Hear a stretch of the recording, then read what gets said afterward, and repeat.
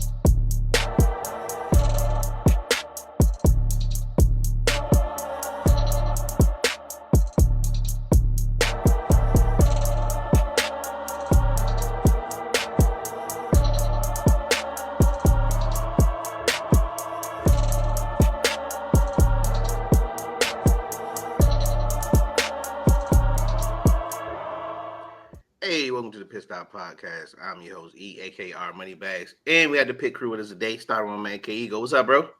Correction. I told you my name is LL Ego. Lego. Ladies love ego. All right, Lego. Got you. Big ego. What it do? What it do? What it do?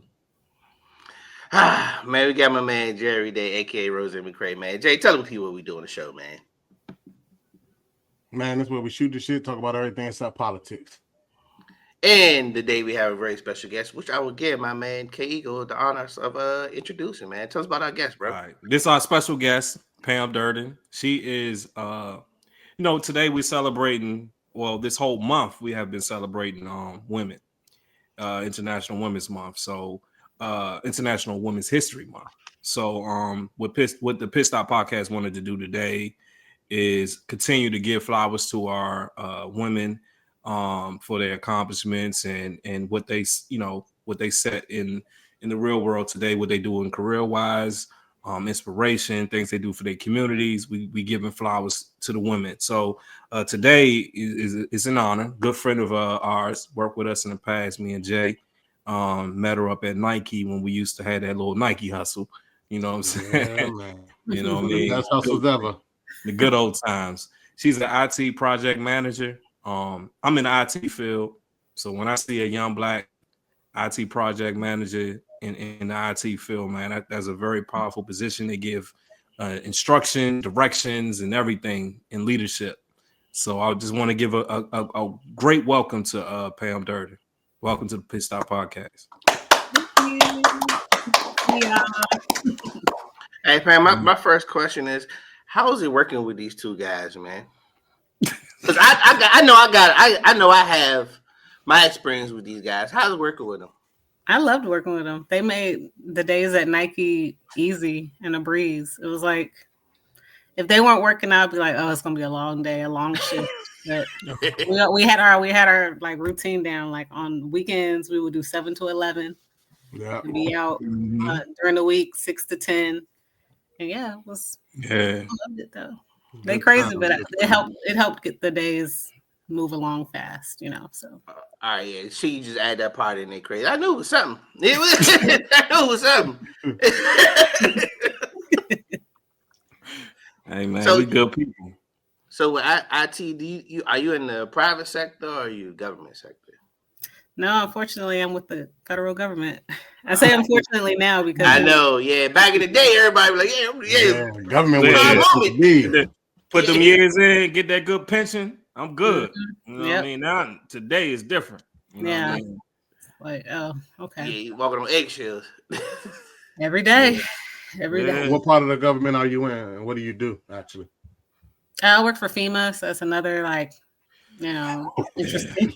Yeah. Because FEMA is heavy in the news now. But I work for FEMA. I work for the resilience division, so we deal with helping survivors after a disaster happens. So we do a lot of systems and applications that deal with flood insurance, floodplain management, things like that. So the IT field I do helps with disaster recovery. That sounds that could be a little stressful. Yeah, because we deploy like Yeah. Oh, so you got to deploy when anytime a disaster happens. Yeah. What about the LA fires? Y'all had to was your program office participating in that? No, that for some reason, no. I thought we would have had to deploy, but we did the hurricanes when those two big hurricanes hit, Helene and I forgot the other one. Right. We deployed out there for a long time, like 3 months. But for the fires, a lot of times we don't deploy until the state declares an emergency. That's when FEMA's called on. So I don't know what happened with why we didn't go out there for the fires. Yeah, I would have thought that's like a state of emergency, right? Yeah. Or even the tornadoes that hit in the Midwest, we didn't have to deploy. But they do have reservists. So they do have people that deploy, typically like people that work in like the office, like headquarters. We deploy whenever they ran out of resources and they need additional hands.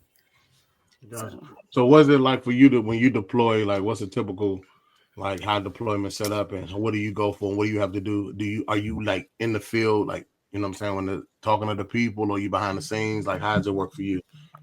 So I've deployed doing phone calls. So I would still be here at the house and I would just do calls helping people get aid. So for the hurricanes, when they lost their homes or cars or had flooding or whatever disaster happened, needed trees removed, I would just answer calls and take their information, like social security numbers, income, just everything to basically help them get aid processed faster. So you have to fill out an application, and you as a user, you can either go in person to a field office or you can do it on the phone. So that's what I did. I would answer calls I helped with like a month and a half of doing that, but it's a very heavy type of role because people will yell at you, people will cuss at you. It's not your fault, but they're just frustrated. They want money, they need help. And so, but I had coworkers, 2 of them deployed to North Carolina to help with the storm. And so they were actually like hands on the ground, like helping users in person with getting aid. So God bless your heart. Yeah, because you really don't know, like some of these government entities or divisions. You don't really know what they do and why they're important. We just know about them, right? Like I knew FEMA helped people and things like that, but I didn't know the many facets of it. So like to hear what you was doing and stuff like that, like and then from the IT standpoint, I'm thinking like if FEMA is disaster relief, what do IT have to do with that? You know what I'm saying? So that's why I was like, when you say people FEMA, like, what do you do? Yeah. Yeah, people gotta have that technology to communicate and things like that. So a lot of that is involved. They got to store a lot of data in certain, databases. Right. And all that. So all that stuff is necessary, man. So but see, you don't think about it like that when you just see. You just think boots on the ground. Yeah, doing all that. But and not to mention, you probably had like remote sites we got set up, like servers and remote areas and all that kind of stuff. Absolutely. Yeah, they have teams that deploy out there to do that. Because I mean, if you think about like when the hurricane hit, everything was wiped out. Yeah. So you gotta have people to come out there and set up servers and Wi-Fi networks and all that stuff to be able to, But in my area, we deal with the application. So like if you're buying a house, you want to make sure you're not buying a house in a flood zone.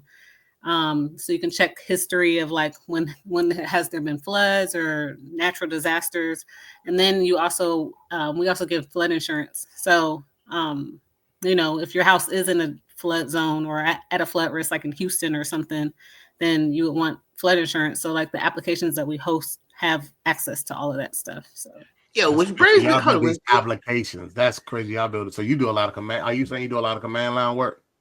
No, I don't. I just deal project management work. So I deal with overseeing the development, like software development of the application. But we have developers that do all the back-end coding. So big time. That brings me to a question that I have, which I thought about this. Where is the safest place to live? Because think about like all these natural disasters, like y'all. Okay, where's the safe place to live? Right. Like, Yeah. Because you think like California got Arizona. wildfires, Arizona. Earthquakes. I was thinking Arizona. Because it's like, Mexico. yeah, California, they got the West Coast got the earthquakes and Yeah, wildfires. The middle America, that's tornado country right there. tornadoes. Then East over Coast here is in the south, we got hurricane. hurricanes. Part of South flood zones, like she said, from Florida to Yeah, Yeah, Texas. I mean, yeah, even Carolina now and Georgia. You know what I'm saying? They all by the yeah, water, yeah. sea Every level and area yeah. stuff like that. got their own. I thought Yeah, about that. man. I was like, yo, I was thinking Arizona too. They don't have too much. It don't really rain a But lot. by you asking that question serves the purpose of why FEMA exists today and why FEMA has to be federally controlled rather than just by the states. You get what I'm saying? So Mm-hmm. it's a good thing that you did ask that question because I mean everywhere you can't. I mean everywhere in the states it could be anything Yeah, from weather to disaster. Any type of disaster. It's not just weather and climate. It could be any type of disaster where FEMA is called. You know what I'm saying? So, Yeah. yeah. That's why I didn't realize that until like when I got the job with FEMA. I was like, dang, I forgot. Like we deal with a lot of disasters, period. So, Yeah, just disasters. Yeah, yeah, exactly. yeah. Yo, yeah. So that would include like terrorist stuff too. Mm-hmm. yeah, because I Yeah, know FEMA was out there with the plane crash that happened in January. yeah. Wow. So they do with Yep. all types of disasters. Yeah, That's Wow. That's crazy. I'm very familiar with FEMA. My company, we support customs, U.S. Customs. So Okay. sometimes we intertwine with certain disasters and things like that. So yeah. So you work kind of with FEMA too. Okay, that's crazy, man. I mean, like, we appreciate your work there because like it's a lot of people out here. I mean, us, I've never been misplaced from a home. So, you know what I mean? I don't think about it like that. But, when you hear somebody talking about it from that standpoint, you're like, wow, you know what I'm saying? What y'all do and how y'all are really, trying to put these people's lives back together. So they lose everything. One day you got everything and the next day everything's gone and you trying to put and it's like a lot of memories you lose. Like when they were talking about the wildfires and stuff like that. And I mean, just from a celebrity standpoint, talking about their Grammys and all the stuff that they lost in there and the stuff. And you think about the other people you losing these pictures and, all this stuff like Hurricane Katrina, Helene, like whole cities wiped out that you never know if they come back or not. Like, it's just crazy. Yeah. yeah, and yeah, they said in California they were the wildflower. They said some of the people didn't it, like some of the insurance people drop them before it even happened. I think I've heard that too. Yeah, 'cause my grandmother's house is still in California, and some people were kind of in a limbo. Yeah, hey man, I don't know, man. I feel some way about insurance, man. I feel I don't want to go on my rant, but I'm all of it though, man. Like I don't know, I feel some way about the health insurance, all of it, bro. Yeah, I get it. Yeah, it's fun because I saw a stat today. They were saying that the U.S. pays the most in health insurance, but we have the worst care in like all the major countries though, and which is kind of frustrating because I feel like it could be better. It could be. Man. Yeah, we know that could be. Yeah, you know what I'm saying? Because there's no reason why I go to the hospital and I gotta pay $95 for aspirin. So true. You better get off Amazon. Oh, hey, look, for real. Hey. Yeah, get off Amazon. You better, you know what I'm saying? Speaking of that though, but Pam, a couple questions I want to ask you. I know you're in the IT field. How did you get in the IT? What was that your passion coming out of, like, what was your passion growing up? I know you're fun, you're energetic and stuff like that. Like, I wouldn't expect you to be in IT when I first met you, but like, was that a passion of yours growing up, or it was just something like, you just fell into? No, it was a passion. My dad brought home our first computer when I was like 5. And so I was just fascinated with it because I was just like, oh, what is this? And so whenever it came to like installing software or like figuring out something that was going wrong with the computer, I always wanted to help and figure it out. So I kind of just stuck to it. In elementary school, elementary and middle school, I just kind of breezed through it. I didn't really participate in any of those STEM programs because STEM wasn't really around or titled that when I was growing up. So it wasn't until high school where I think junior year you could pick like a career path, and some people did like healthcare or IT or whatever to make your classes more focused on that. So I just did IT, and so I took way more computer classes that way. Well, based off of that path. And so when I got to college, I was like, oh, I guess I'm gonna do computers, and I wanted to be an engineer, but I didn't want to take physics because I hated physics, and so you couldn't avoid physics as an engineer. So I was like, let me just do computer science. So I did information science and technology, which is a merge of IT and computer science together. So, And so with that, what math was included in that? I had advanced calculus. I knew it was something because I wanted to do IT when I thought about it. Like it was the reason why I didn't do it. It was calculus. That's what it was. I was like, I'm out of it. I was done. Yeah. Calculus was easy. It was just the physics part. I struggled with physics in high school, so I knew I was like, I'm not going to set myself up in college and take physics because Right. Yeah. Nah, I was done, man. I want to do IT too, and when I saw that calculus and all that, I'm good. Nah, I'm not doing that. Yeah, but that was my first major was computer science, and it was just all that math, and I just said, man, when we gonna get to computers, man? Like all this guy, I see all these numbers. I'm trying to hit buttons and shit, make the shit work. You know what I mean? Yep. But yeah, I immediately switched to English. That's what got me out of there. I went to Parks and Recs. Like, I'm telling you. That's great. They don't do nothing in that field. Nah. Why you gotta call us out? Why you gotta call us? I went to school for sports management. I do what's in my field. No, you don't. That's what I do. What you do in your field? I work for Park and Recreation. You manage community centers. That's it. I work for Park and Recreation, bro. Same difference, bro. What are you talking about? But it's not the sports management that you want. What was your job that you wanted to be when you was in sports management? I wanted to be a sports journalist. Okay, so that has nothing to do with what you do right now. Okay, let's just point that out. You gonna call me out? We gonna get to. I'm real good at interrogating. I'm real good at that shit. I know, snitch. That's what you are, snitch. That's why you're good at interrogating. You're a snitch. So, hey, Pam. So, by you being a woman in the industry, what kind of challenges did you face? So IT could be kind of challenging in a lot of aspects. For one, it's a forever changing field. So like you have to constantly stay on your toes and learn the newest things. Like when I graduated from college, cybersecurity was still pretty new. It was only like 2 programs that I saw out there. One was University of Maryland University College, and then I forgot the other one. So I did University of Maryland University College because I really wanted to get my master's straight out of undergrad because I didn't want to take a break in learning. So that was a challenge trying to expand my field.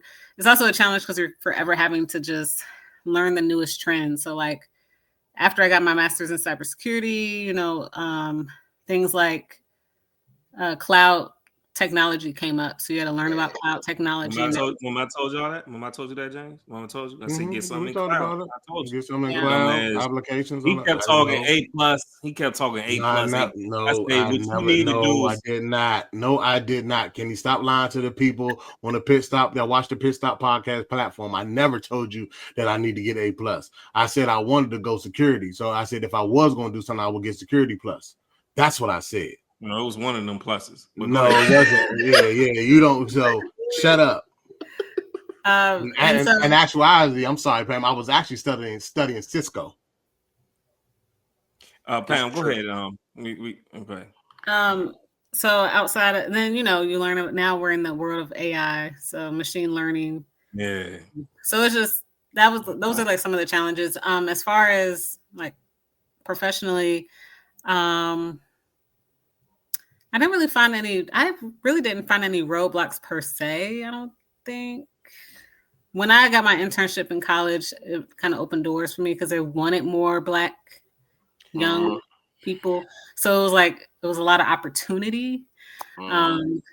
So I guess I kind of came in at the right time.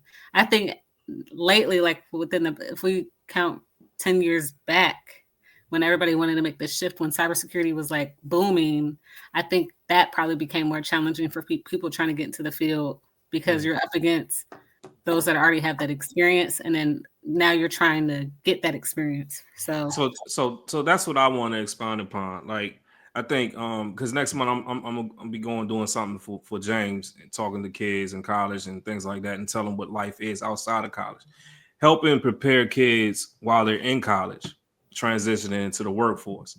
That's a challenge and a whole different beast in itself. So could you expound upon the young women that are in college today and tell them the importance of getting an internship? oh yeah, Because they need to start young, like start yeah, like freshman year, sophomore year, just looking yeah, around. Don't wait until like March of your senior year trying to look for an internship because you're a little too late. It's better to try to look for something earlier than later, even if it's unpaid, because you can work your way up. Like unpaid can lead to paid, which leads to a full-time job. So mhm. I just would tell people to start like looking freshman, sophomore year because they're always looking for people. It's not just seniors or juniors. So Hey, fam, now you know what generation is. When you say unpaid, hey, we in the generation, these kids, I'm gonna get the bag. I'm gonna do Yeah. this.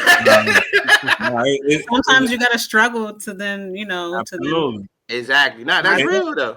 Because what these kids need to learn is because I'm on the other side. I put out job announcements, and when we say 3 to 5 years of experience, you could take advantage of those 3 to 5 years experience when you were a Right. sophomore or a freshman in college. I mean, maybe freshman. I'll say sophomore because freshman year you probably just filling it out your and feet wet. you may Yeah. be undecided. So, but you want to get those experiences while you're in college, and you do not have to get paid for it to put it on your resume. Yeah. We're looking for experience, so Right. that's what I want to get that message out across to the young women, the young men as well. You know, I the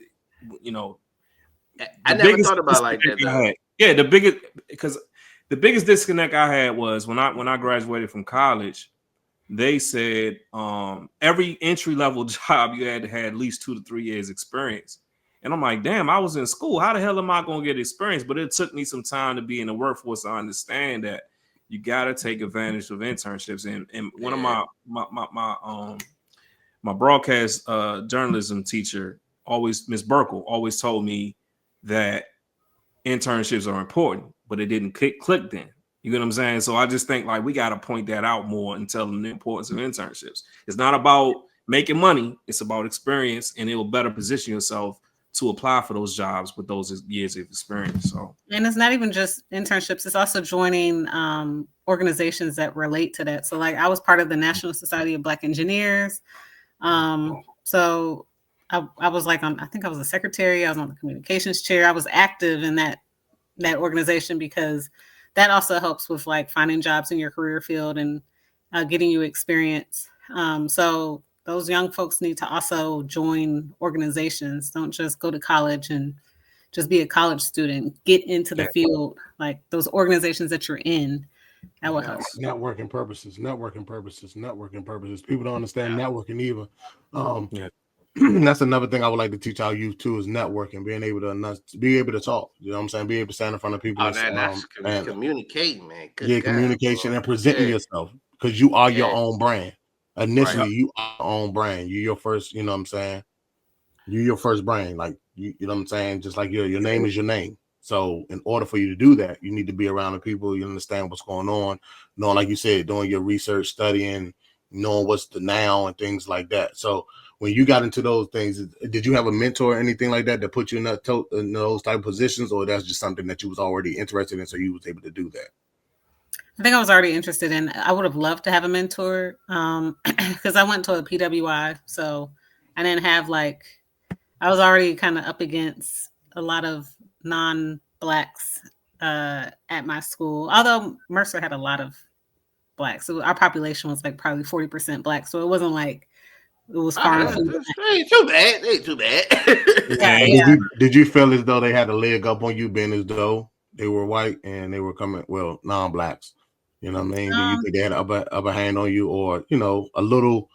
They had a head start because of that, or No, I think honestly, being at a PWI helped me because a lot of the white teachers that I had, and I had Asian teachers too, like I used to go to their office hours. They had office hours. So I used to just be like, hey, I'm struggling in programming. Can you help me? And so they saw that I was trying. So I felt like as long as you try and do your best, you will find the opportunities and the help that you need. So I guess essentially my teachers weren't my official mentors, but I did have some mentors. And I had some upperclassmen. Like I went to upperclassmen for help that I used to always see in the computer lab or the computer science building. And I used to be like, hey, I'm struggling in this. They would have like tutoring programs. And you just find like a upperclassman that would be a tutor. So, one thing that young kids have to do is you got to find every way to get help. And so that's what I kind of just took advantage of.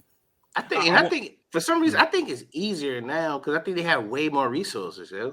Oh yeah, now they do. They have because again, they have STEM camps even for like middle schoolers. Summer camps they can go. Got a lot of free. They also got a lot of free programs too. I mean, a lot of free websites. Udemy.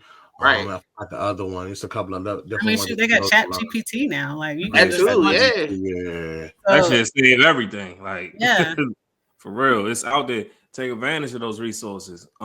What I want everybody on this panel is giving good energy here because everybody have a degree, right? So we can go around a table, like explain, because what I want to get across to these young kids is, when you make the right decision in life, you're gonna be faced with a challenge, and instantly you're gonna have an exit strategy. Like, nah, I ain't built for this, but like I want them to stay the course.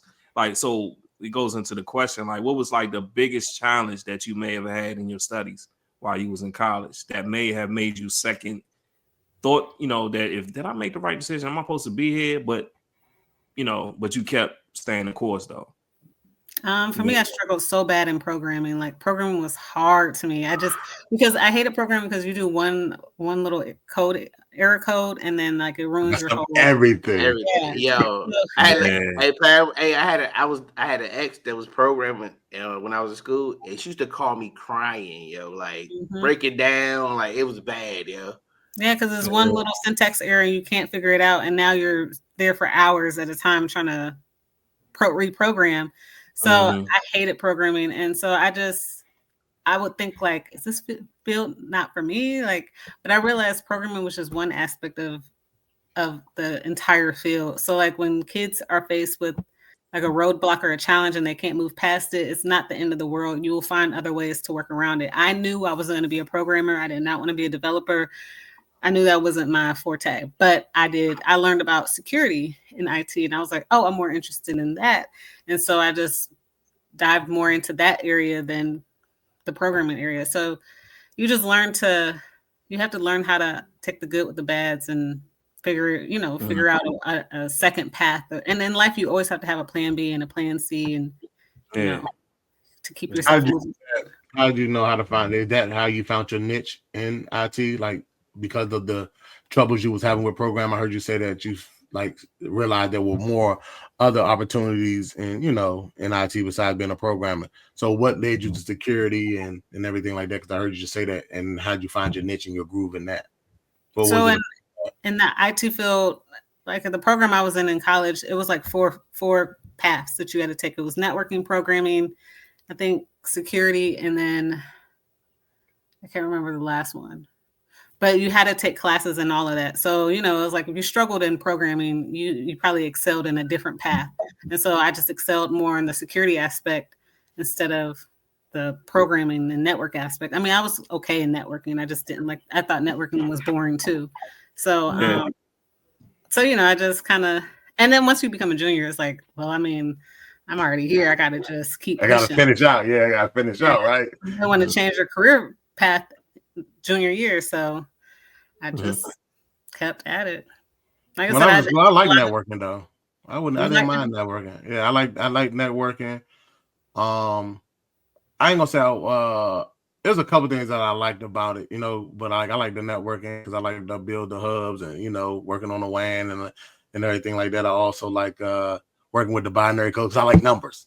You know what I'm saying? So it was fascinating to learn the 0, 1, 1, you know what I'm saying, the subnet mask and all those things. it was dope learning that for me.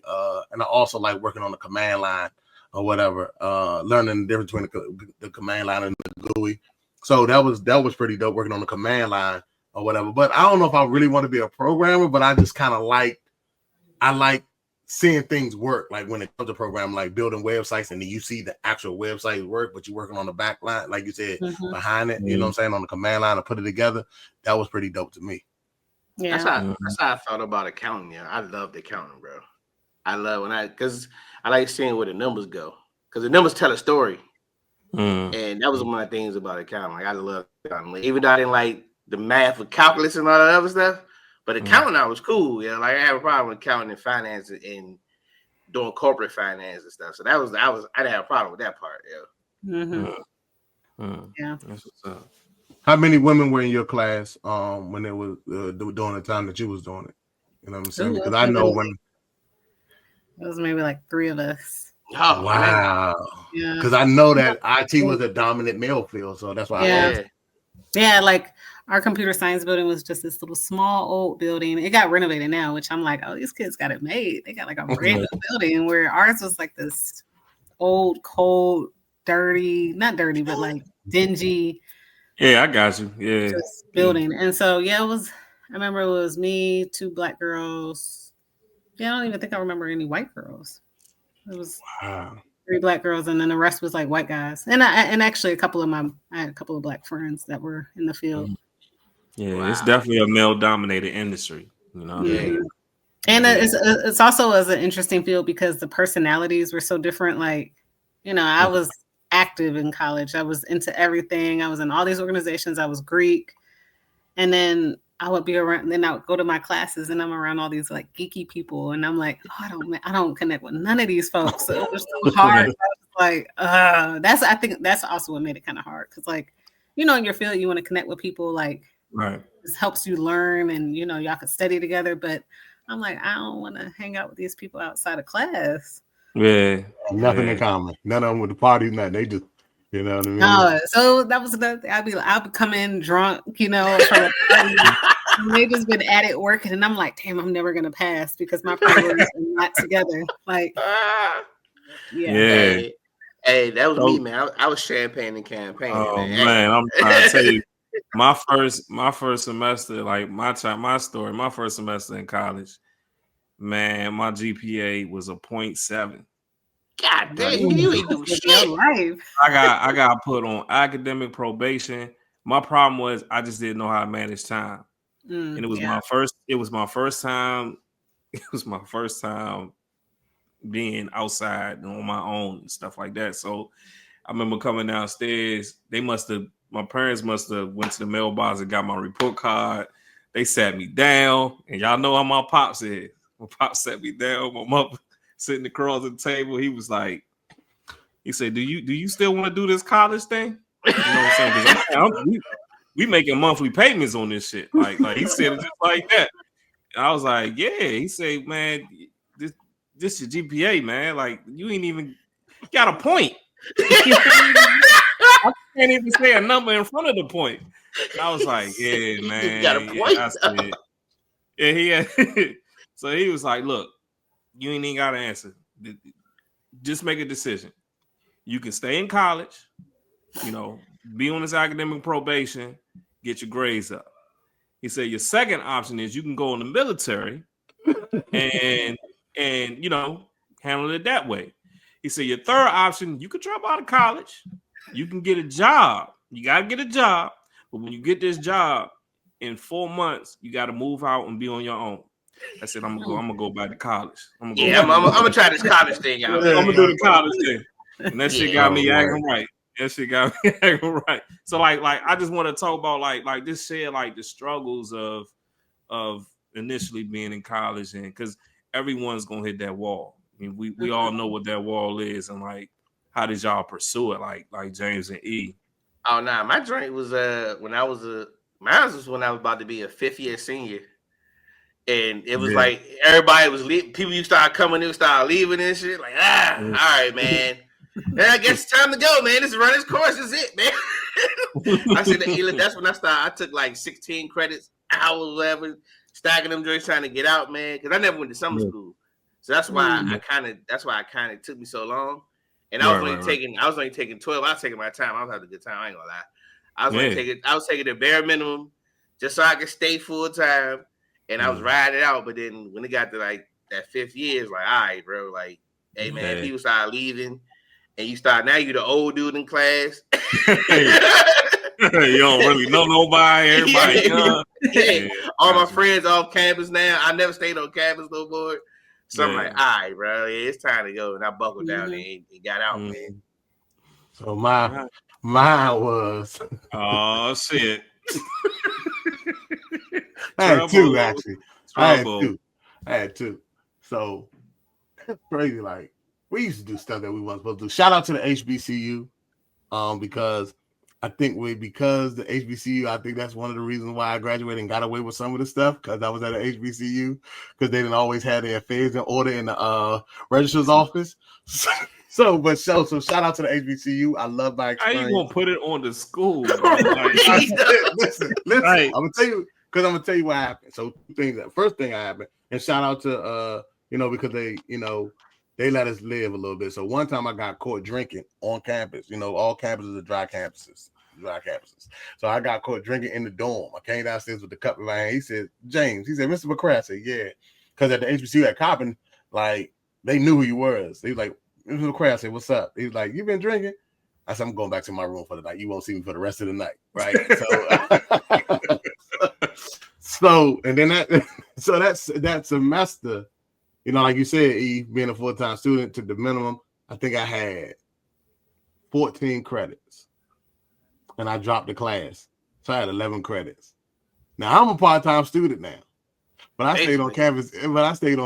Now you're not supposed to be on campus as a part-time student, I don't think. So I was in the dorms with a part-time schedule. And then my 5th year, I went on and paid for my that's when I knew I was like 5th year. I was like, damn, I can't be one of them kids. I can't be no college student all my life, career college student. I did not want that title, that tag. Professional student. That's what they student. Or career college student. And then, so once I paid for my cap and gown, I knew I had no choice, because in HBCUs, I don't know. I know mine. I can't speak for theirs, but it was only one graduation. Yeah. So like you don't graduate. Like, it's not a December graduation.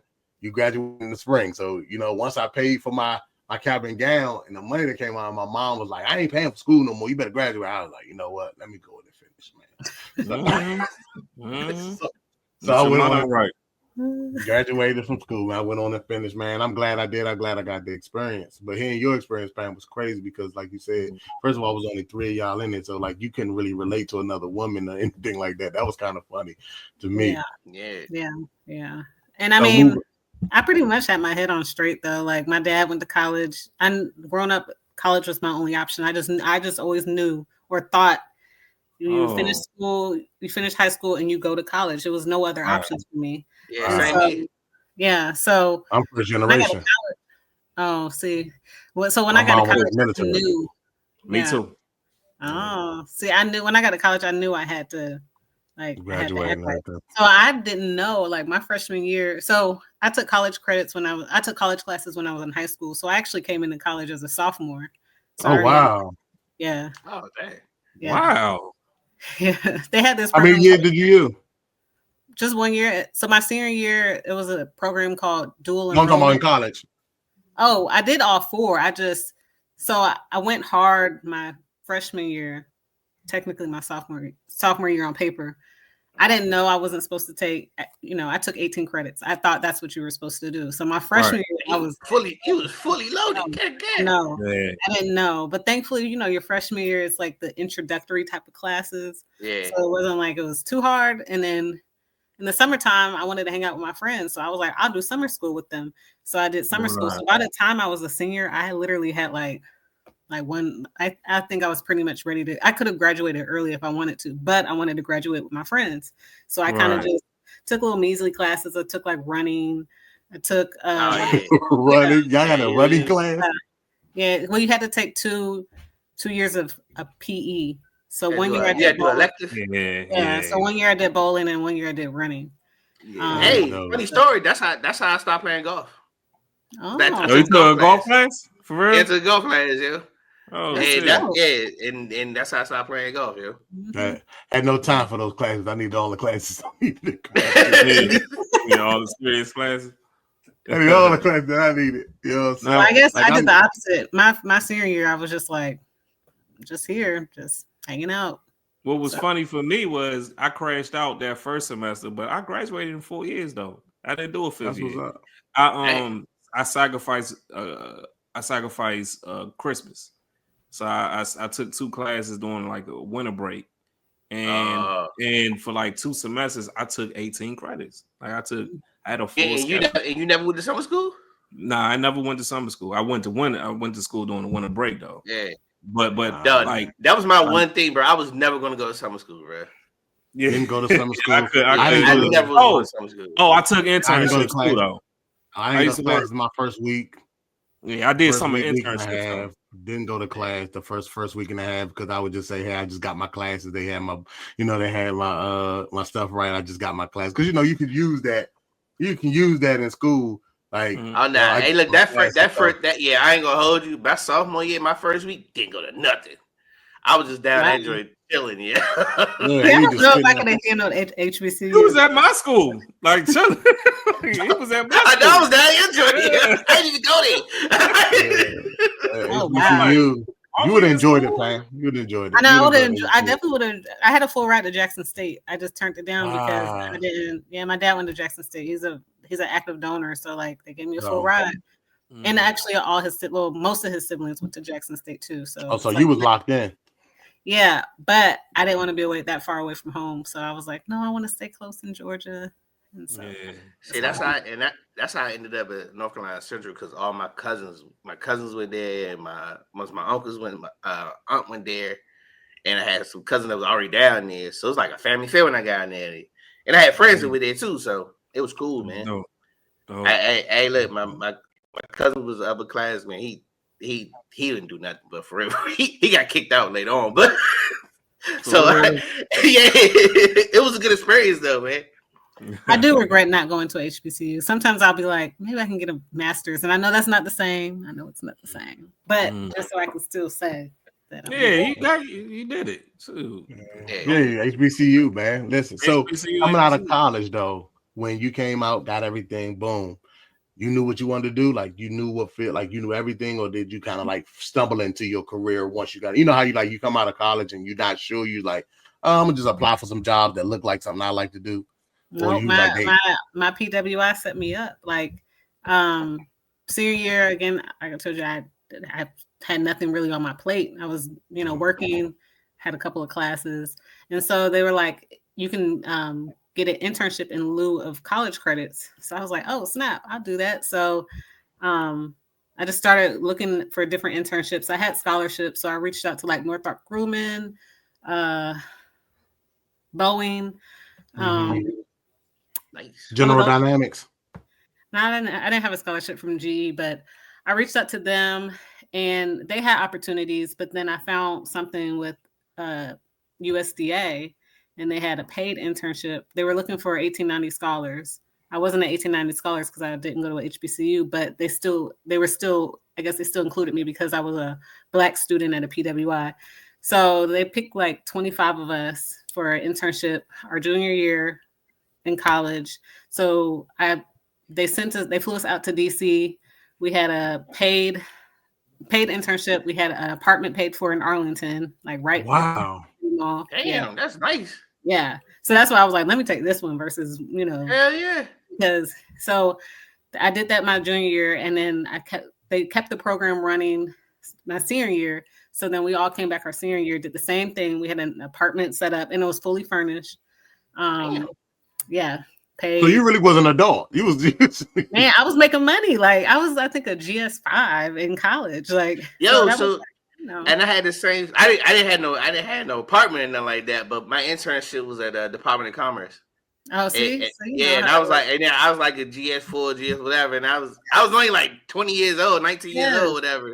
So like our paychecks would be like $1,200, but I was burning them joints up, making money. So He my said at senior year, that time, hell yeah. senior year, I'm Man, like, what? I can't tell you shit. I'm making money. I got my internship. Whoop de And your whoop. furnace place, you ain't got to pay for your apartment. At, Hey, at hey, Fully that furnished.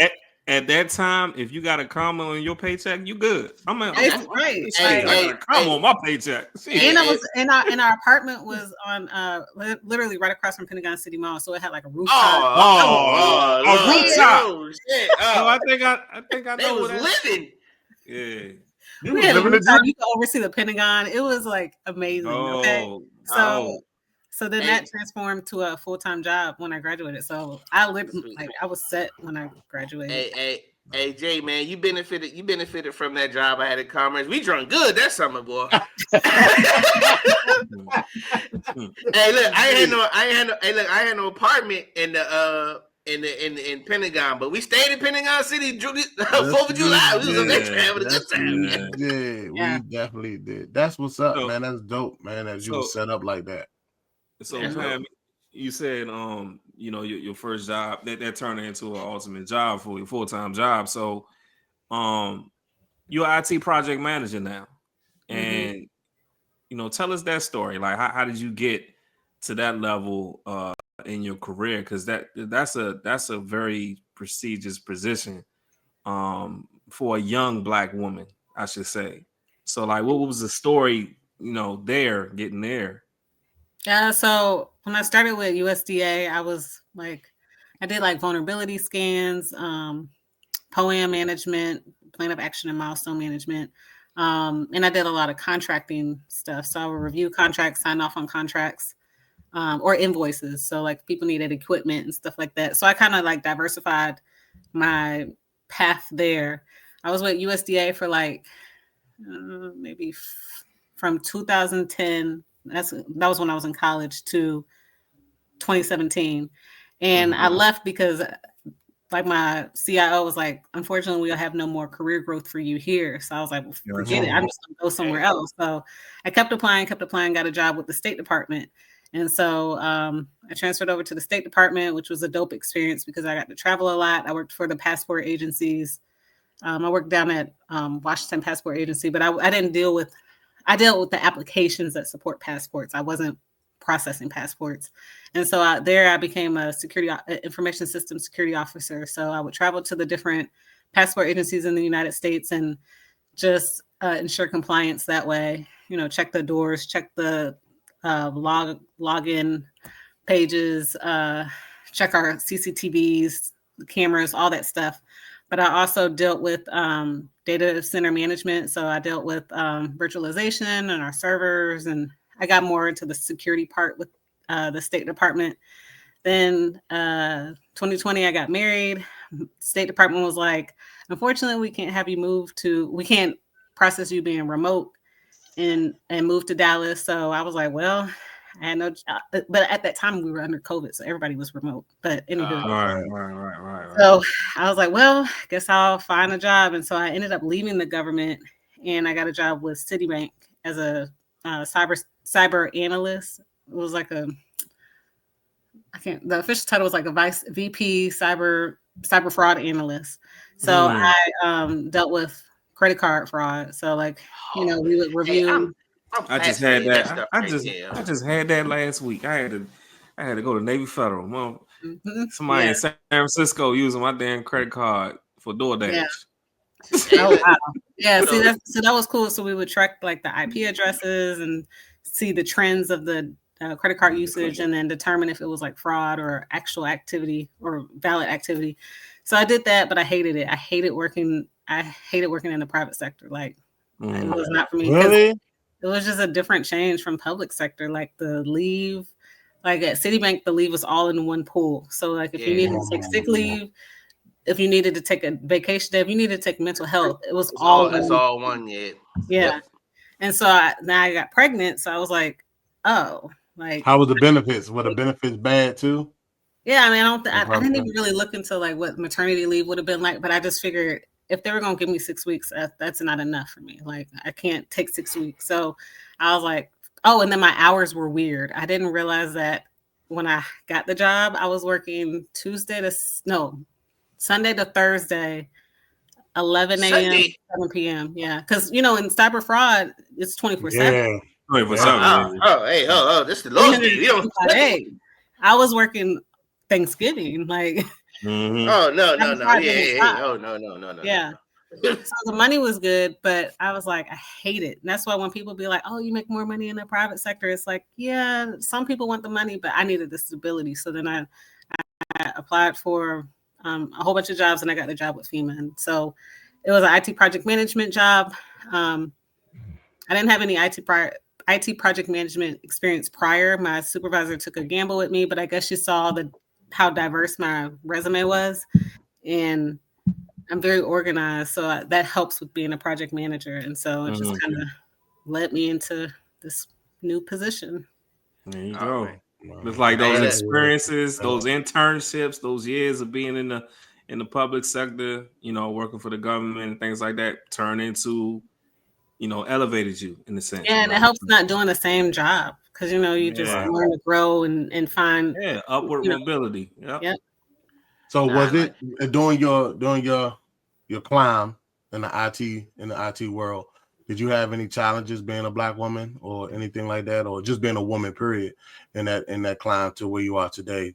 Was any setbacks? Do you feel like you didn't get something because they chose the man over a woman or anything like that, or did you have anybody that looked at you? And you don't, of course, no names. You don't have to say the location or what division, organization, whatever have you, company, but just like, was it one of those situations where you felt like they did that because he was a man, I was a woman? Yes and no. I think when I would apply for jobs and go on interviews, if it was like all males, I wasn't taking the job. Like, why is that? Because I figured there was no diversity in that position. If I would go on an interview and it was all white people, not trying to be racist, but I was like, I'm not taking the job. Like, one thing I liked when I would go on interviews, if I saw a mix of men and women, whites and other nationalities, like. And you know what, Pam? That's important, yo. Yeah. That's important. I don't think people understand that, yo. Like, that's very, very important in jobs, bro. Like, you don't want to be around one ethnicity. You don't want to be around one gender. Yeah, you want to have a diverse group of people. Yeah, first of all, it enhances your experience. Yeah, and it also gives you it gives people more of a voice. Yeah, and because I've noticed this is so funny, but when I first worked at Target, I worked at Target one time, right? Me too. And I was a card attendant. Yo, hey, look, but it was funny because they gave us a whole spill on diversity and equity and whatever in the joint. Yeah. And I'm looking around in the joint. I'm like, it's like me and like two other black guys, and it's like one black girl, like all these white people. like not very diverse, yeah, but all right. See, I think my experience coming from a PWI introduced me to a world knowing that we weren't going to be around black people, like all black people. I know at HBCUs it's like, oh, I'm with my people, and and that's nice, and I love that. But in reality, especially work with, deal with. So even like my first job at USDA, everybody was black, and I was just like, it was cool at first, but I told myself never again because it was very drama filled. It was very us. It was very us. Yes. So I was like, it got to be diverse, like, because that's how life is. Now, same here. I'm with you too. It all has to be diverse, man. Yeah, I agree. Yeah, cool. So, any job that you applied for that you knew you had or you wanted but you didn't get it? Yes, Southwest Airlines, and I look back now and I'm like, praise God, I just didn't take that job. When I was trying to get a job in Dallas, I was like, ooh, I would love to work for airlines because then I can get travel benefits. I think that's what everybody's goal is. And it was an IT project manager job there. They flew me out. They interviewed me twice. I was like, oh, this is a good chance. My friend, my sorority sister, her husband worked for Southwest Airlines. So I had like a kind of a plug-in. Hey. And so then they called me. They were like, it's a very tough choice, but unfortunately, we're not going to move forward with you. And I was so devastated. I was so hurt. I felt like I had the job, and then they reached out and said, we actually have an opening for another position we want you to interview for. So I interviewed for that and didn't get it. So I was like, why are y'all wasting my time? Right. So I think the following year, that's when they hit the news of it was all the computer outages, and that's kind of when the downfall of Southwest happened. This was like 2018, 2019, right before COVID hit. So they started having computer issues and network issues. And I said, you know what? God was looking out. Yep. God was looking out. And now they want to charge me for my bag now. Ain't that some shit? Yeah. I'm like, imagine if I still work there. Yeah, man. Beautiful. Yeah, man. So look, hey, Pam, your man going through. He's a Southwest king over here. Your man K Eagle over here. He's Yeah, oh man. my God, you like Southwest? I hate Southwest is like Spirit. You can't tell me. Oh, first of all, damn. First of all, they have no TVs on the plane. No TVs. I'm talking no TVs on the plane, man. No outlets. Everybody got a phone. Everybody got a phone. Okay, but let's say you flying to California, right? And I go to West Coast. I go to West Coast all the time. Come on, let's go. But you want to watch movies on your phone, and then your phone die. That's why I got an iPad to back up. Yeah, see, I use an iPad. Okay? But you don't have free internet either. Just download the movies. No. They got the movies on there. You go to Southwest. If they don't have free internet, like on Delta, you can still be connect to the internet. They got. Now I will say this. I will say this. I love Delta and American Airlines. I love Delta. I love United. I love Delta though. Yeah, I like United. I like Delta. What we're not about to do is downgrade Southwest Airlines, man. Southwest don't have separation of their first class to regular class. And I'm not, because you sit anywhere. Right. And they actually changing that. I believe. They don't give you assigned seats now? I believe they're about to give you assigned seats as well. And then on top of that, the whole cattle herding boarding process triggers me. Okay, you got to ask people, what number position are you? Like the fuck, just tell me where my seat is. But, imagine you be late to the airport. Now you done missed your boarding position. You used to be 8:15. Now you late. Now you can't get a good seat. You gotta sit beside whatever's left. Yeah, you gotta sit in between somebody else. That's why you just got. It's a user error. You just gotta get there early. You just gotta. Man, you fly out of a place that got a lot of kids, like Orlando. And they do family boarding. Half the plane got kids, so now it's not a good look. Not a good look. I just have a teenager, so. But what is it about Southwest you like? I'm always curious when people. He just like the free bag. That's all. The two free bags and the early bird check-in. Like I'm an. That's the thing. So that means you got to set your timer to check in so you can get a good boarding position. I don't have time for that. Sometimes I forget to check in. User error. There's user error. That's what I'm trying to say. It works for you if you do what you're supposed to do. If you don't do it, you gotta do your due diligence. You don't do what you're supposed to do. It's for you. Southwest, look, I'm gonna tell you to everybody about because I love Southwest. If you don't follow the rules, Southwest will quickly turn into Soul Plane. Real quick, real fast. Follow the rules and you good. So what happens if you got to the airport late with your daughter and then y'all can't sit together? I got clear. I got clear pre-check, TSA pre-check, and I'm clear. Let's say you stuck in traffic. Let's say you're stuck in traffic and now you late. I never experienced anything like that yet, so I can't talk about it. Oh, you must be I get to the airport 3 hours in advance before my flight type of person. I tell you, No, they don't. No, they don't. I'm not. Because and this is me. I'm cheap. Everybody know I'm cheap, so I don't get clear. I don't have no problem. I don't care about doing all that clear and fast or whatever. So, but because here we have 3 airports that you can leave out of in the DMV area. I forgot being in Atlanta. It's 1 in Georgia. It's 1. Ooh, yeah. You gotta have all of it. Oh my God! So then they had right, and I was leaving Kenny's house, and then have it me, Kenny, and Pops were going back to the city, come back here, and I totally just wasn't thinking about it. We driving, we cooling, we got think of Uber. They taking us back to the airport and everything like that. Nothing major. They had clear and free check, so I had to get in that line. I said, "Oh, I totally forgot about this." I said, "I'm gonna miss the damn flight because I was with them. I was like, we was sitting down. We were sitting down on that damn bench for damn near 35 minutes, man, waiting for James. James, you gotta do better. You gotta know better. In Atlanta, you need everything. But you know, Jay, I just forgot, and I need to get to the airport early. So no, look, I'm gonna tell you, don't worry about clear. Just get the pre-check, bro. Look, it lasts for like 4 or 5 years, something like that, no, bro. But you be good. This is the thing about clear though. This is why I added clear to my shit because I'm VIP. I go in front of pre-check. As soon as they scan my shit, they walk me straight in front of all them people sitting in that line. Everybody be looking at me. I'm like, yeah. Kenny, have you traveled through Atlanta when it's times when the clear line be longer than the pre-check line? Now, my sister has told me about that. Yeah, because you know what? Yeah, you're right. The motherfucking system was down. This motherfucking system was down, and I was not going back. Go back to pre-check or the pre-check side. I already got the damn kiosks. This is how they do me. No, but this is how they do me. And they make, but listen, Atlanta airport will make you feel like you ain't shit on the totem pole. Yeah. So because what happened was they was like, so they walking, and I'm walking with them, and they going through the little John. I'm like, shit, I ain't got that. So Kenny and his dad look back. They like, oh, you ain't got pre-check? hey, we loud as shit. Yeah, they be like that.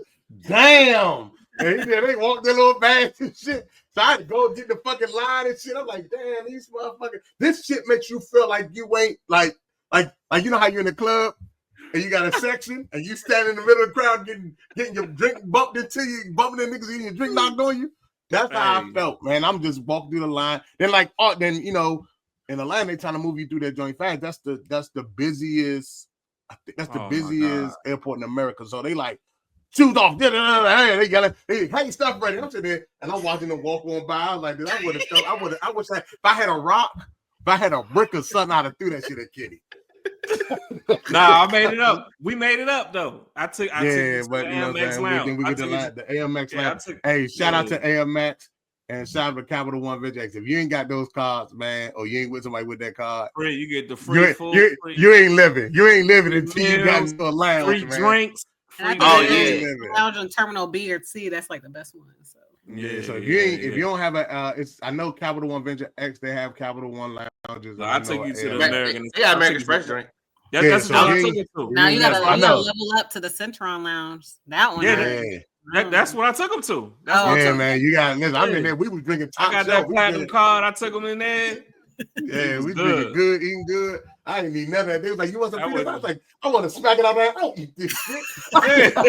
Hey, I went to sleep. As soon as I got on that plane, I went to sleep the whole flight. I was full I was like, dude, I looked there. She's like, "Would you like some peanuts?" I don't eat this shit. I just came out of the lounge. That's so funny.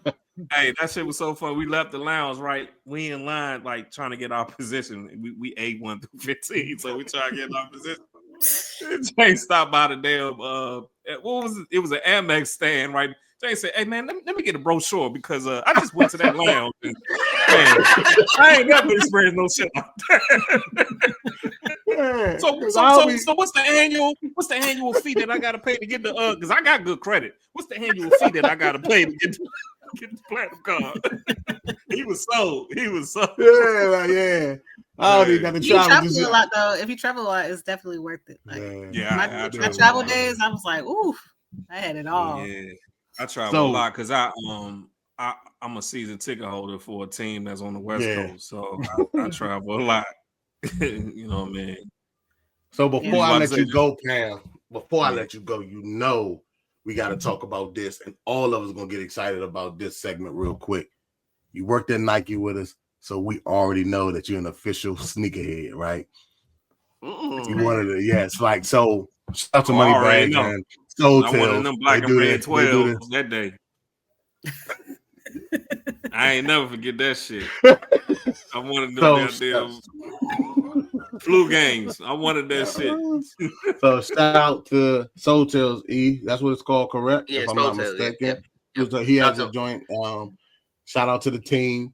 You might want to get her on the pod on that. When I say, hey, now you know what's crazy. I say sneakers, and we trying to find more women to get on the show. So I definitely reach out. See a sneaker for real. And I say, E, it was times where we wore the same shoes, and they're like for 3 weeks straight. Like it was like me, Ken, walking like we walking in Nike and we was wearing the same shoe. I'm like, all right, you wear that one, I'll wear this one. We were walking in the Nike, we all had the same shoe, or we was just, man, it was ridiculous, man. So I want to know what got you into the sneaker game. So I started wearing sneakers in high school. Like my parents wouldn't buy me like cool sneakers. I feel like that's probably like everybody's story. You couldn't afford them, or your parents were like, I'm not paying for that. Like, and so when I got my first job, I was like, oh, I got money now, so I could buy me some shoes. So I bought me, I think fives were dropping at that time. So I bought me, what are those black and silver fives? What are they called? Oh my God! Don't think. Oh my God! I I gotta. think that was like 05 maybe. I got PTSD. Yeah, so I got those, and then I The started. original fives? The original fives? I think it was. Because And he so got I got PTSD because those. he just got the reimagines and somebody Aw. bit the not the replica but the hologram part of the Oh. Yo, the drinks came. Yo, it like somebody took a razor and just was slicing the tongue up. Yo, and It I came in was the mail like that? yeah, it came in the mail like that. I took it Wow. back to Foot Locker because I got from Foot Locker in a raffle or whatever. And so the dude said, "Man, it came like this." I'm like, "Yeah, I never wore, bro." Dang. And then it's not like they have extra on ice for you to give you. So just... Oh, hurt my heart. That's what I got PTSD. It hurt my heart, man. And I really wanted them. I never had them either. And I really, oh man, it hurt my heart, bro. Yeah, I got the fives in the trunk right now. Oh, yeah, shut well, up, man. I bought those, and then I just kept buying shoes. And I would actually be smart. Like I would buy shoes that were kind of like on clearance. Yeah. So I just started building my collection. So then I would just like senior year, everybody just knew. Well, I'll say junior year because senior year I wasn't really in high school, but junior year everybody just knew me to have sneakers, and I just kept. I would work, save money, buy shoes, work, save money, buy shoes, and still save my other money. And then when I got to college, it was like everybody knew Pam had her collection. And I kept growing. How many shoes you think you have? Just sneakers? Probably like 300, maybe more. But I slowed down. I definitely slowed down. Like once. Damn. You know, yeah. Because remember, y'all saw me at Nike. I never saw you. I never saw you with the same shoes. There's also like, remember how often we would buy shoes? Like, oh my God. Before we left, and then like, all right. Hey, I never saw Pam wear the same shoes. Wow, that's crazy. Never. Hey, but look, because you gotta think about it too. You could easily, like I said, you can't easily do that because that's crazy. That's a lot of drinks. But over the years, it happens, yo. And then for women, their feet don't grow after a certain age. Yeah. Grade school. So grade school shoes are so much cheaper. So, and then, in Nike, you get like that big discount, and don't let it be a sale. We killed Nike. We killed, especially when we first got there. Like I tell them, I got the 72 and 10s for $85. Yeah. And then I even was buying baby shoes. Like I would go to like the outlets and I would see baby shoes because I would be like, oh, I'm gonna have a baby eventually. So like my daughter had that's what's up. She still got sneakers that I bought from working at Nike. That wow. Yeah. So I was smart with that. And then I actually when I left Nike, I started working for Converse. Converse, you did. I remember that. Yeah. So give me your top 3 shoes then. That I have or that I like? Have and like. Well, I always wanted the Ben & Jerry Dunks. I don't think I'll ever get those because they cost too much. Yeah. I'll say one that I have. It's so tough. Like I gotta really think about that. I just recently got the shattered backboards. I've always wanted those, the orange and black ones. Yeah. I always wanted those. I got those for my birthday. I've been pressed for those for years, and then the price finally dropped. And then I love Yeezys, honestly. Like, actually, I just recently bought some Vomeros. Oh, yeah. We used to remember. Well, we used to wear them. I used to tell you when we was at Nike, you gotta get you a pair of Romero. But I was like, ew, they look like old people shoes. Yeah, and then I tried these on. I said, oh. Yeah. Hey, we should have been made that connection, James. Like we should have been like made that connection with Soultails because they do that. Yeah, I ain't dog. Yeah, hell yeah. Yeah. Hey, look. So what's she know her shoes, man? What's your grail? I don't know. Yeah. I got that's like homework questions. I got to research those. That's like I'm retired now. Like I be wearing my Crocs like every day. I don't know. I retired Crocs, yo. You retired your Crocs? See, I Shit, can't do I that yet. got It still got me in a chokehold. I know they hate to so see my me. Crocs. Yeah, see, my Crocs like they all collabs. Like I got the Basquiat Crocs. I got the Salehi Brimbre Crocs. Like I got, you know what I'm saying? Mine's a collab Croc, so that's why them the only Crocs I got. Like it's got to be a collab. I mean, my goal is to stop wearing Crocs and like at least every day, or because I work out a lot. I do Pilates, so like I need shoes that I can easily slip on and slip off, and so it's too much to try to like. And I wear I'm up. grip I socks. listen. Yeah, So to have the little grippy socks and you're trying to put them in your foot. It's like so. But my goal is like every weekend now. I'm just gonna try to wear my shoes. What's your grill, E? My grill that I got, or my like one that Both. I want. Both. Probably a grill that I got. Probably Mama Cedar drinks. Kobe Mama Cedar drinks. Yeah. Yeah. Those drinks. That's my grill that I got. The one that I actually want. That like probably shoot. It's a lot, but this is a hard question to ask. Yeah, it's a lot. It's a lot. Shoot. Probably let me see it probably be either the what the dunks, Paul Rodriguez drinks or Tiffany drinks. I love the Tiffany. Tiffany. I love Tiffany, Tiffany drinks. Yeah. Oh, the green Virgil drinks, yo. The Air Force One drinks. Yeah. Oh, I seen them online for like 300. What? Where? Yeah. It was like on Instagram, but I didn't know if it was one of those real websites. You know how Yeah, you like I don't know. Yeah. Hey. I was like, oh nah, they got the green. Nah. And I was like, nah. I said, nah, I don't know about them. But yeah. But then the Jordan 1 off-white drinks. Red. Okay. Yeah. I got my grills right now that I got because I don't see a lot of people with them. With the wing ones. The Jordan wing ones, like they kind of like that because they got that bronze look to them, right? And I don't see a lot of. And then the shoestring is different. I don't see nobody with them joints. Yeah, I tell you So the shoe that I wanted, and I've just never been able to get my hands on it, man. I don't know if I want to pay for it either. Them South Beach LeBrons. Hell yeah! I got those. That's the only South Beach LeBrons. I got those too. Yeah, I got those. But see, you gotta have That's the only good you had to have a smaller foot. You had to have a smaller foot to get those, man. Only people I know got them were 9.5 or 10 and down. Like, you know what I'm saying? Anybody know you know what I'm saying? So them and I never got my shoes in our sizes. Man. And I ain't get my hands on them penny ones, man. I'm gonna get my hands on those. You get the penny ones? Right. I bought them. I didn't get them. I didn't get them. I didn't get them. Yeah, man. I had them in college, I think, and I hooped in them or whatever. So, that should go. But yeah, man. I got some of these shoes. Now I know a drink that I'll forever wear, and I'll buy this shoe forever, like over and over again.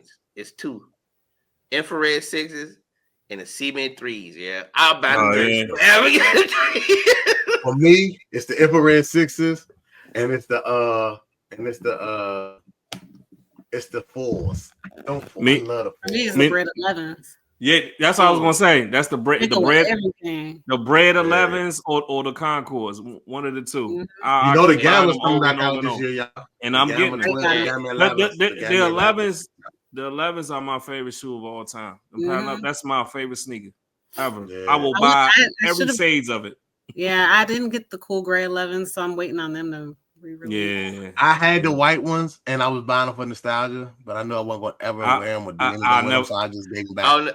I never buy the North Carolina whites ever again because I got those. I never wore mine. I wore them with some sweatpants. I'm 5'9", so but I got big feet.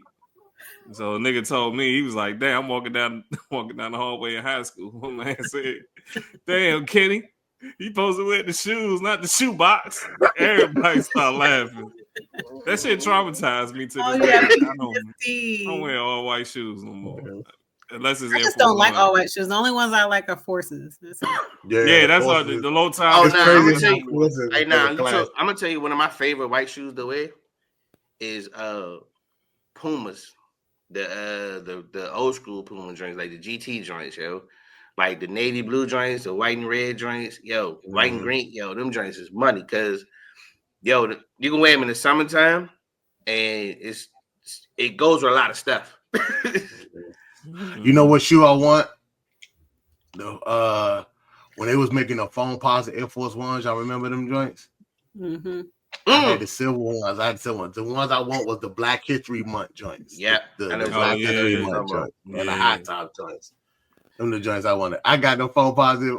Them shit was the fucking heaviest shoe I in my life. That it was one. Hey, one joint I do want, yeah, which I think everybody on this panel can attest to. The one joint we all want to come back from is a silver Tim Dunkers, yo. Oh, the silver Tim Dunkers was dope. Mm. Them shit's heavy as shit too. Oh, Them heavy just as a like motherfucker, yeah. on your feet. It's I'm like just you like walking bricks. in fucking quicksand or some shit. I can't believe I played ball in them joints, bro. Yeah, Oh, man. wow. We was. I used to play some, man. Never play What ball shoe? in Jordan ones. Yeah. Oh shit. Pat, what shoe that you messed up? I'm gonna tell y'all what shoe I messed up, and I'm still kicking myself to this day. What shoe did you mess up over? Like, damn, I should have fucked them up. Like, them shits are worth a lot of money today that you had. Honestly, none, because I have so many shoes. I don't really mess them up. Like my shoes get bad from age, not from wear. Right. Yeah. A lot of mine do too. I fucked up. You remember them? I remember we used to work at Nike and them the all black and gray Nike Prestos came out.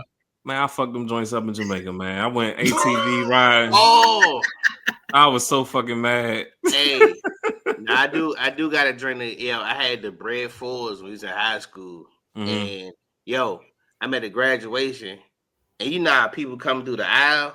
Yeah. Man, this lady came to the aisle and stepped on my shoe with some heels on, yo. Oh wow.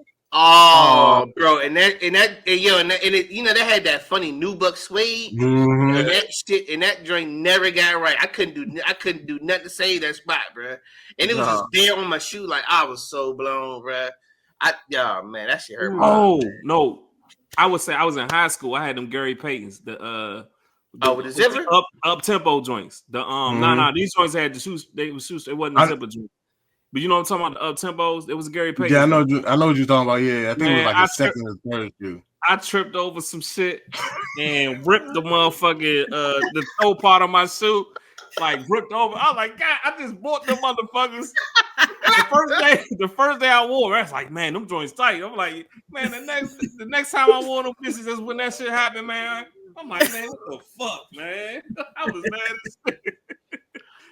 No. Man. Just being a sneakerhead and not knowing, being a sneakerhead and just buying shoes and not knowing. I got two stories about Miami too. Being a sneakerhead and not knowing. I had bought the Dr. Doom's Dunks. You had them joints? The MF Dooms. Yep, the MF Dooms. With the ostrich, you know what I'm saying?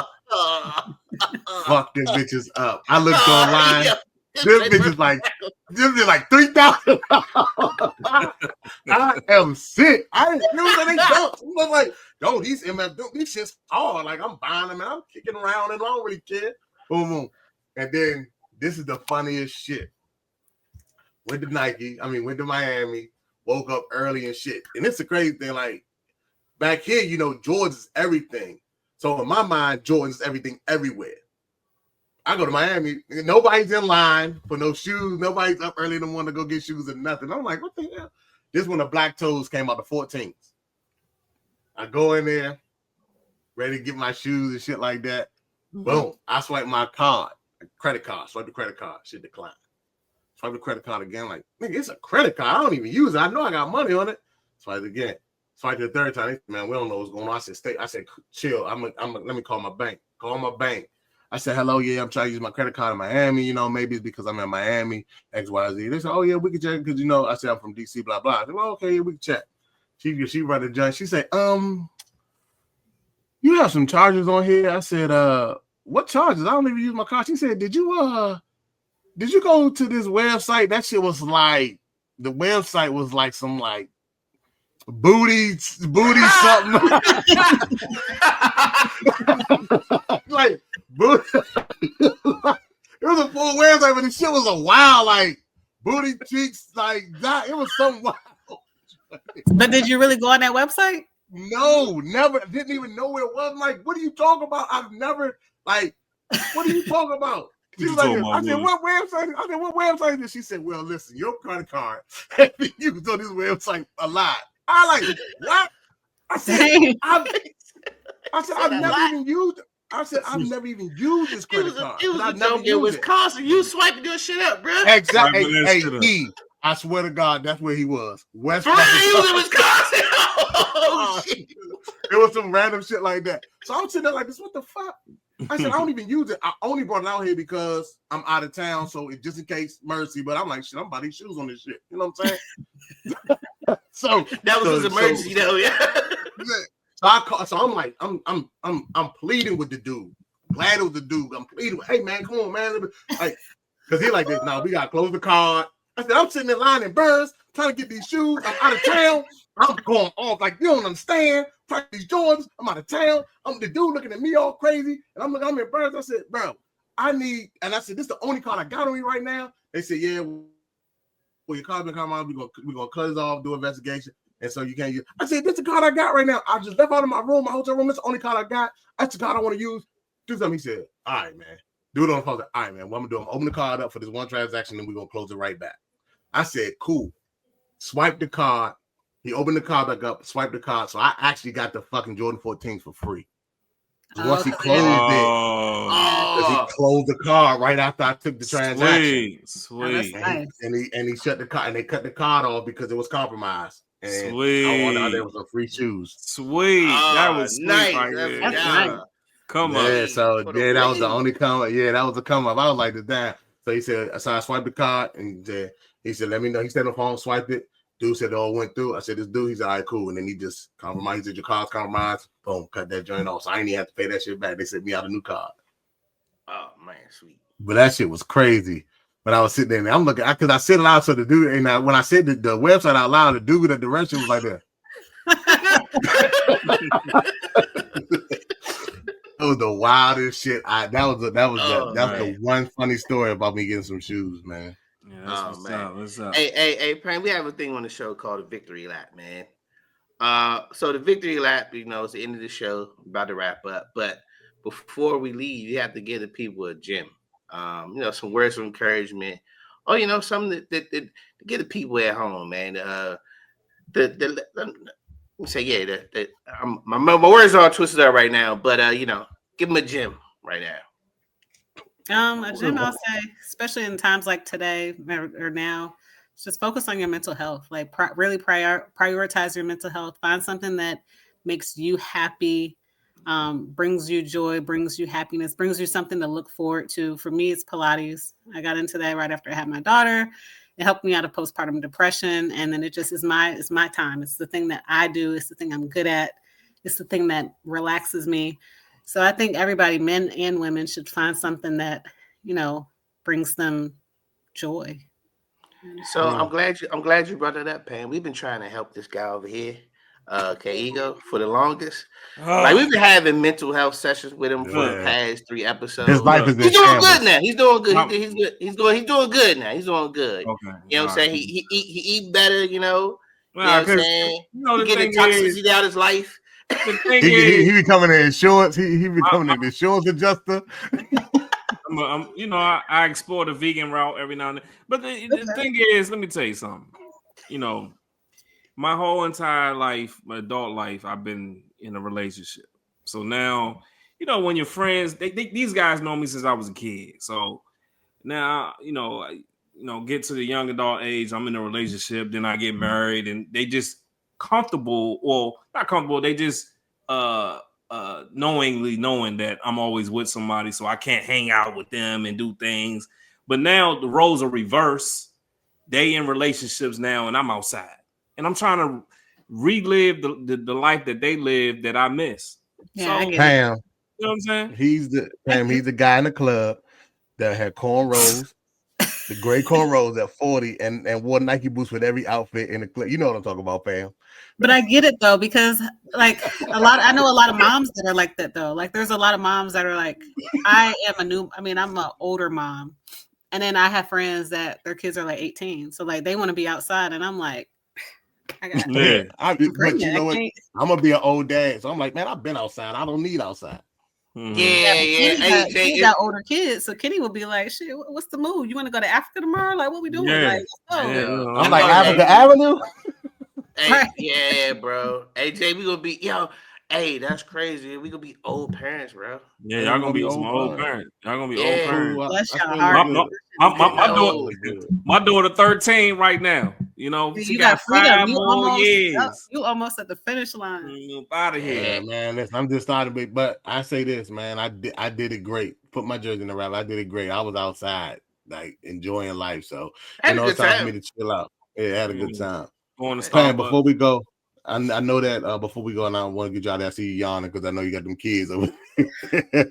So, but before we get out of here, and congratulations too. I know that you have one on the way. You are expecting. So congratulations to you on that. Oh, congratulations on that one. Yay. Oh, you got another one on the way too? Yeah, I'm 5 months pregnant. So it's gonna, Hey. it's gonna be a third. I couldn't tell. Congratulations. I thought the second was born already. Okay. Oh, you did tell me that when we first got. Okay. So I want to ask you, what is some advice too, besides the video that? What advice would you give some young ladies coming up in the IT field, or some young women that's searching and getting ready and get prepared for their next journey into life, outside of college or things like that, or even the younger, even down into our teens, everything like that, being a young lady? What would you give them, some gems and stuff like that? What was some advice you would give them? Like we talked about, but I just want to really remind young women to network, to not limit yourself in just one lane. Find a mentor. I'm in a mentorship program now. I should have been in a mentorship program, but it's very helpful because a mentor will really open your mind up to like things that you haven't thought about in your career. So like network, get a mentor, join professional organizations, or if you're a student, just student organizations, and just really kind of expand your wings and don't just limit yourself to like one bucket or one pool. So we appreciate you, Pam. We appreciate you. Thank you for being on the show. We appreciate you. Hey, Kenny, tell them where they can find us at, bro. Y'all can find us on Apple, Spotify, and YouTube. Make sure y'all guys check us out. Like, subscribe, and comment. And please tell a friend to tell a friend to tell a friend. So appreciate y'all, man. Appreciate y'all supporting us. Our numbers going up, man. So y'all can find us, man, on those 3 streaming platforms. For sure. And Pam, thank you again, man. Hey, it's the Pitt Stop Podcast. We out.